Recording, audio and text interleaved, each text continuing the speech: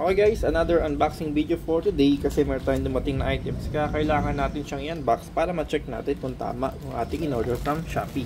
Okay, so ito na siya.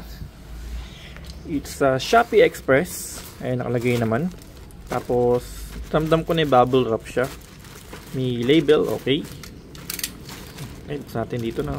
Ayun. Tapos, ito na yung ating items. Ayan o, ang galing ah. Na packaging ah. Okay. Ayun pa. Para mas ma-check natin kung tama yung ating in-order. Uy, grabe. Maganda yung packaging nito guys. Di ba? Bubble wrap. Tapos meron pa siyang karton. Uy, ganun pa itong ating in-order guys. Meron tayo dito. Kitang-kita naman guys kung ano na siya, no? Multivitamins, mineral, ginseng, and royal jelly. Enerborn active, no?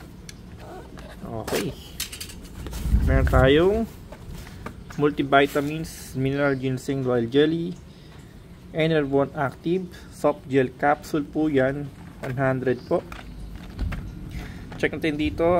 Okay, so April 27, 2027, 2025. I think 2025 is manufacture date. And expiration is 2027. Yan naman kaliniwan. And then, ayan. So, meron siyang ng Unilab tape. Sure tayo na ano. Okay, so ito yung kanyang nakalagay sa capsule niya, no? Okay.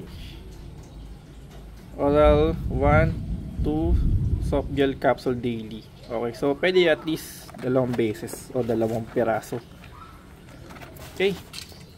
Buksan natin to. Ayun. All goods naman, no? O yun, kita-kita naman. Alright, ang ganda ng kulay. Astig, no? So, ayan. Meron tayong multivitamins again.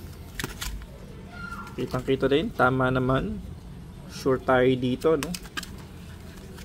Okay, so yung items natin na order, all goods. And thank you for watching po. See you on my next video.